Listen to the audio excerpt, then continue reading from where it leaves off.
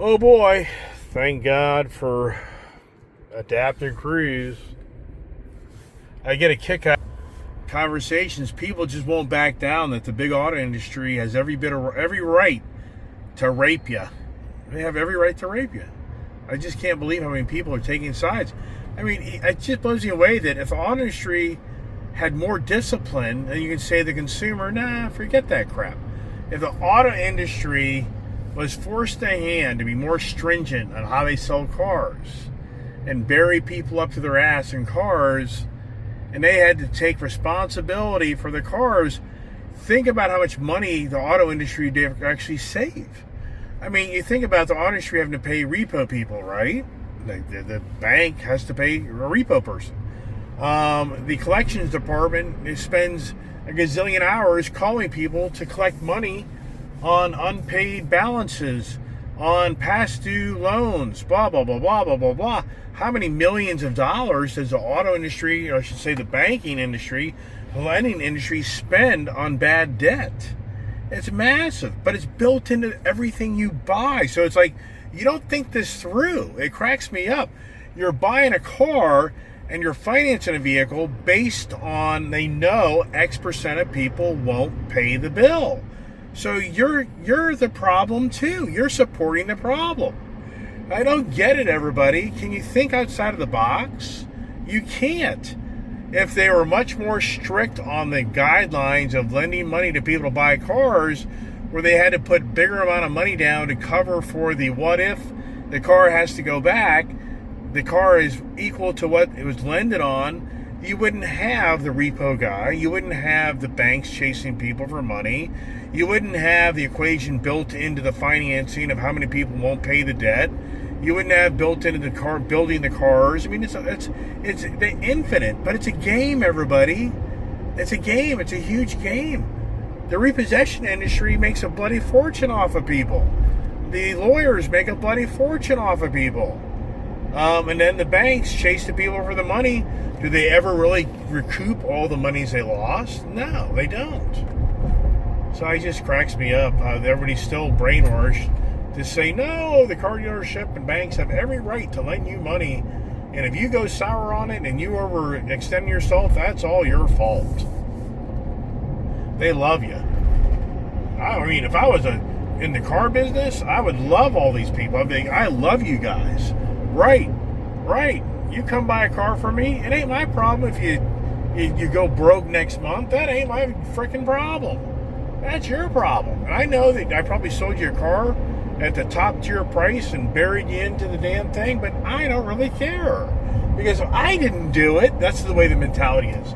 If I didn't do it, somebody else would. This is the game you play, everybody.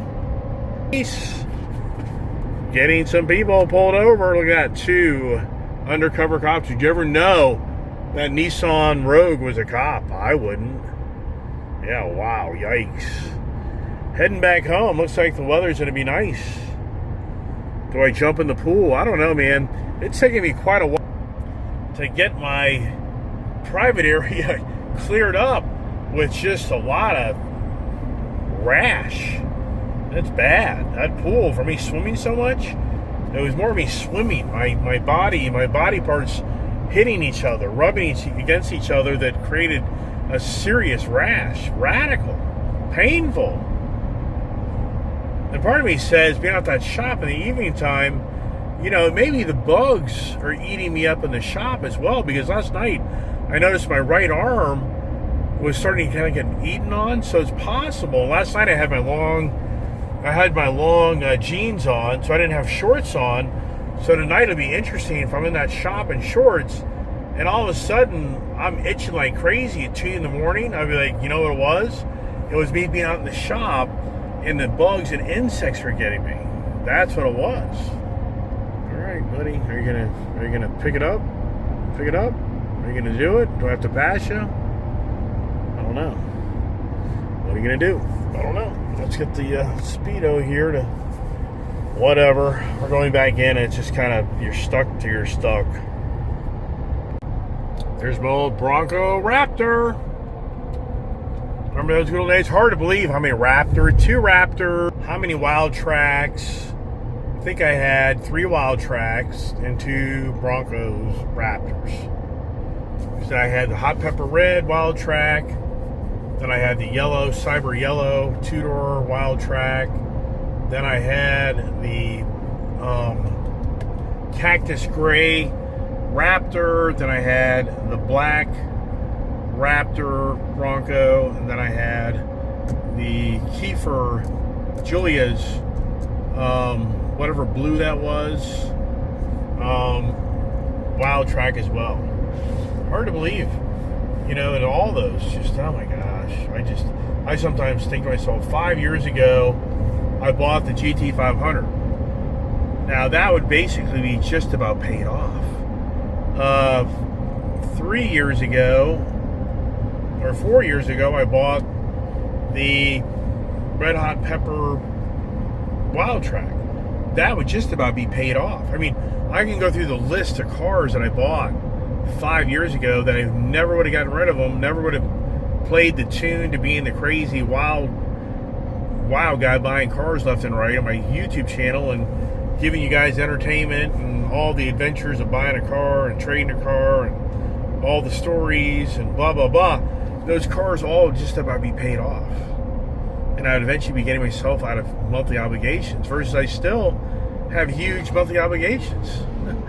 I still have 5 years, 6-year loans is usually what I take. So on the Colorado, I still have 5 years to pay on that. The Camaro Z28, I still have like maybe 4.5 years to pay on that. 5. The Jeep Gladiator, I definitely still have 4 years to pay on that. The Grand Cherokee, same thing, probably good 4 years on that. The Blazer, I have solid over 5 years to pay for that. The Dodge Charger, probably still have over 4 years to pay on that. So, so I'm still a solid good 4+ years away to 5 years away that if I keep all these cars, to just paying them off, man. It's just smart's just to take all the money I made and just pay everything off, and then I have money sitting around just to write a check and buy another one. Nope, I ain't that smart. I could have done that. I mean, for the record, I've made enough money for the last many years where I could have so easily just saved up my money and just gone and bought a $50,000, $60,000, $70,000, $80,000 car and just wrote a check. $100,000 car. I would have just been patient. But instead, I wanted to have 10, 20, 30 cars. I mean, I always had a goal to have like 20 plus cars at one time. I really did. I just thought that'd be cool. Now, what'd that do for me? That's cool. As we head on home and keep the yabba dabba doing another day. And so many years ago, I wouldn't really show you what I do for a living, but at this point, who cares? If you want to get my business, just buy my business. If you want to get into the air machine and vacuum machine business, just buy me out. Just buy me out. Because the amount of work and money you're going to spend to get at any reasonable level of making a decent amount of money, it's a lot of work, a lot of capital, and the ball game is there's a bunch more of me out there doing exactly what I do. And there's a bunch of gas station owners that want nothing to do with you putting your machines in. They want to own their own machine because everything's theirs. Mine. So it's a very competitive business. And the dynamics are changing. The dynamics that are changing it are more efficient vehicles and the technology, these air guns. You've seen it on my channel. I only wish I was the guy that would have figured out these portable air guns. I would be doing infomercials on that product like you can't believe. That totally takes away, what I compare my business to is the public telephone business, meaning I witnessed in the 90s through the 2000 years how the public telephones got destroyed by this device in my hand that was the more affordable way to make telephone calls, the more manageable, the more easy cell phones. Cell phones destroyed the public telephone business. Even though in so many ways the public telephones are still less expensive in some ways, but it was the convenience and ease. So that's what I say. My business, what's going to transpire over the next 5-10 years is is, first of all, run flat tires, hard rubber tires that don't need air at all, and then the air guns that run, you can just run your own little air compressor in your tires, and then the big guys are gobbling up and running the little guys out of business, the Wawas, the Sheets, the Royal Farms, the Buc-ee's, the list goes on, wherever you live. So the little guys are getting run out of town, and what goes with that, the bigger guys, the Wawas, the Sheets, the Royal Farms, they don't allow for pay air machines. It's free air. Now they have vacuum machines you have to pay for, but the point is that the industry is getting squeezed. Where the bigger guy, or you have to be big enough in business where you can take care of the bigger guys that have like 50 to 100 gas stations, and you got to be really spread out. I already have that. I already have one customer of mine that he's in Delaware, Pennsylvania. I can't handle his whole business. He is growing by leaps and bounds, and it's like there's no way I'd make any money driving 2-3 hours one way to service a machine. It won't work. And so what I'm trying to relate to you is, in my industry, there's big guys out there that are nationwide where they get the foot up on you of getting the bigger contracts because they have an established business in every state, in every area where they can take care of a guy that comes to you and says, I have 500 gas stations. There's no way. I can't do that. Plus the capital. The capital, to go out in my business and put in 100 machines with today's technology, you're going to be at basically very conservative number, $300,000. Very conservative number. But if the customer demands like these digital air machines or digital vacuums and all these other crap, oh my gosh, you're now close to technology and machine $5,000 each machine. So you're going to be at $500,000. 100 machines in this business. Will it make you some money? It will. But you're going to be a one-man operation. You're going to run it all by yourself. There's not going to be enough money at the end of the day for you to pay somebody else to do your work. So you're going to have to run and manage a business by yourself. Yeah, you don't believe me?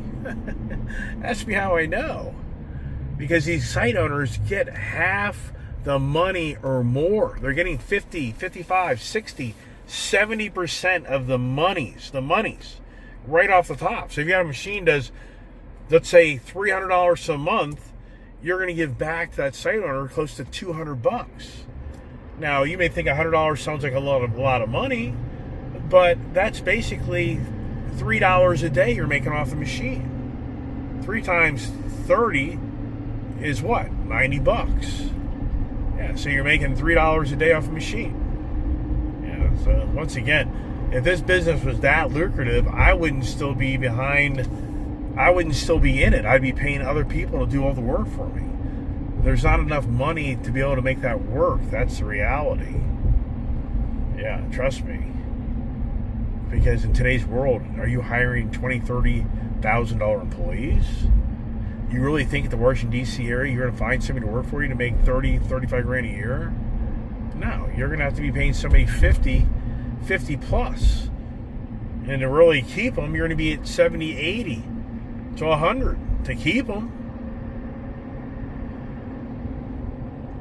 Oh my goodness, I share it all, everybody. I give you what I'm saying to you is, if I had $500,000, would I invest it in what I'm doing? No way. You'd be better off playing the stock market. Hell, if you would have taken $300,000 3-4 years ago and bought an NVIDIA stock, Palantir stock, you'd probably today have $3, $4, $5 million. Yeah. You spend $300,000 in my business, but that's not even including the labor, the electrical. It's not. There's so many other variables you don't even understand that go along with just buying the equipment. So once again, like I say, hey, if you're just wanting to do what I do, come on, give me a good number, and you can take what I have and have fun. I'd be like, cool, take it. Sounds good, right? But it ain't going to be cheap because everything's already installed, already got relationships, so you're going to have to pay the monies for an established business. So, yeah, good luck. That place there never, ever makes it. Never makes it. And I know now somebody just bought that just for the land. They bought it just for the land, for it to appreciate in value. Maybe the county comes through and widens the road and has to pay the guy a chunk of money to make him give up his land. Who knows? Do I ever shut up? You know that answer.